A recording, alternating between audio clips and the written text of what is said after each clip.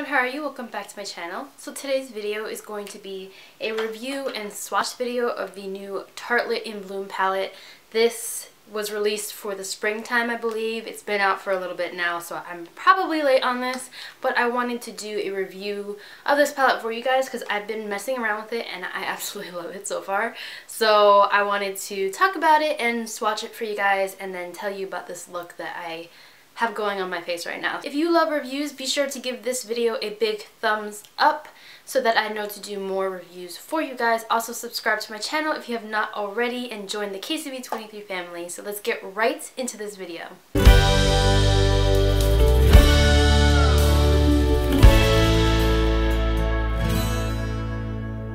Okay, so like I said, this is the Tartelette in Bloom palette by Tarte.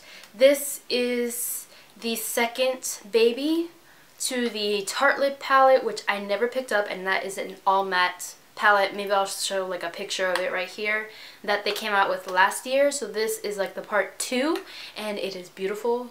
I love this packaging, can I just say. So you get 12 shadows in here and it costs $45. Here are the shadows. This awesome big mirror, when you open it up, is like bomb. I love it, especially for using it in tutorials.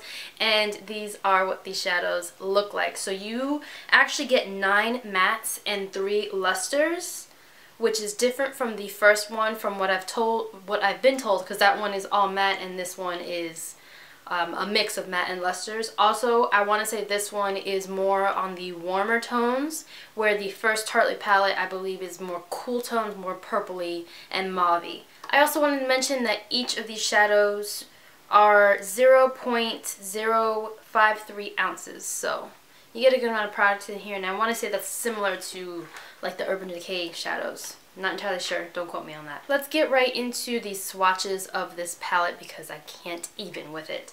So I'm going to swatch it here, but you'll probably see like an overlay of what I'm talking about. The first shade in this palette is Charmer, and this is described as an off-white. It is a matte and it is beautiful.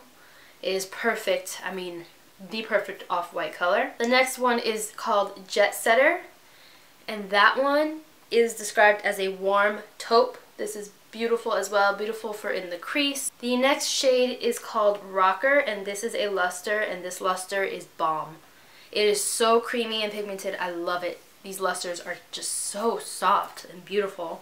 That one is described as a shimmering taupe. The next one in the first row is called Smoke Show, and that one is described as a black brown, and it is a matte. So moving on to the next row, the first one is Flower Child, which is described as a peachy nude. Next one over is Smarty Pants, my personal favorite for the crease for a transition, and that one is described as a tan. The next one is a luster, and it's called Firecracker, and this one is amazing. Oh, so beautiful. It's described as a bronze copper. And then the last one over in this row is called Activist, and this one is described as a dark brown.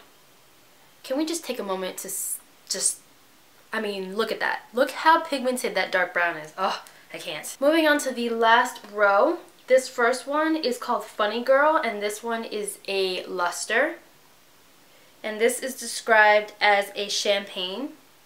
Of this entire palette, maybe mine is bad.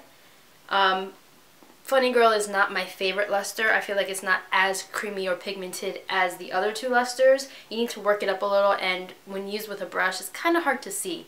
But I don't know if I got a bad palette, if that's just a bad shade in mine, I'm not sure. But either way, it's still pretty. Next one over is Sweetheart. This one is beautiful for the crease as well. And this one is described as a peach. Next one over is Rebel. Oh, I love Rebel. I love them all if you can't tell, but the Rebel is just so nice. Rebel is described as a chestnut brown, and it has definitely some warmer like red undertones in there. And then the last shade in this palette is called Leader. And this one is described as an aubergine, which before now didn't know what aubergine is, but it is beautiful. It is such a beautiful color. So those are all of the shades in this palette. This palette is gorgeous. If you have not picked this up, because I'm not entirely sure how long they're going to have this palette around, I would definitely pick it up before they take it away, because this is just such a beautiful palette, and I think of the two I would prefer this one because this one's warmer and I love warmer tones rather than cool tones, and I believe the first one is more cool. And this one, I just love that they added some shimmer, some lusters in here, so it's not completely matte. Literally, I can take this anywhere I want and I can make a complete look. The only thing I would say is be careful with these because these palettes, these Tarte shadows are so soft that they can break easily, and my Smarty Pants right here is actually cracking a little because I'm like a mad woman with my palettes and I tend to throw them around, and that one's already cracking on me. Also, if you are not a fan of fallout, be wary that this palette can produce a lot of fallout because it's so creamy and like buttery but soft. And it's not powdery, it's just very, very soft. So if you are like digging your brush in there, you're going to get a lot of fallout. Let you know right now, you're going to get fallout. So just be very, very careful with it. You can use it without fallout if you're very, very gentle. But if you are hard-handed like I am, it's going to get a little messy. I have to say that Firecracker is definitely my favorite. That's this luster right here that's described as a bronze copper. Obsessed. I actually have that on my lid today. And then also between Rebel and Leader, these last two, I love that type of brown. That brown is like my go-to brown. It's beautiful, it's warm toned, it's so nice. And then I also use the heck out of Smarty Pants and Sweetheart, these two shades right here, as a transition color in my crease. Almost every look that I've done using this palette, I use one of these two in the crease, including the one that I have right now, as a transition, and it is beautiful. So right now I have Sweetheart as a transition. I highly recommend this palette. If you have it, let me know how you like it. If you are a fan, if you're not a fan, what's your favorites eyeshadow in this? Because I mean, oh, this palette is just so pretty. This look that I have on my face right now, this whole eye look and everything, I just filmed a tutorial for Valentine's Day. So it's either going to go up before or after this video. If it's already up, I will link it down below. If not, then you should see it within the next day or so because you're going to see me use this palette a lot. It's just, such a good palette. So definitely stay tuned for that tutorial if you're interested how I got my look today for Valentine's Day. And yeah, so thank you so much for watching this review. I really hope you guys enjoyed it. Definitely don't forget to give it a thumbs up if you want to see more reviews. If you have any particular product that you would like me to review, any palette that has come out or is going to come out, if you want me to get it and review it, let me know down below and I'll do that for you guys. Be sure to follow me on all my social medias. If you want to see a close-up picture of this palette and swatches, I will be putting one up on my Instagram soon, or did it already, not sure.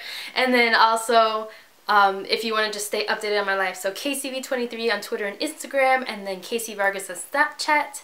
Subscribe if you have not subscribed. I love you guys so much, and I'll see you in my next video. Bye.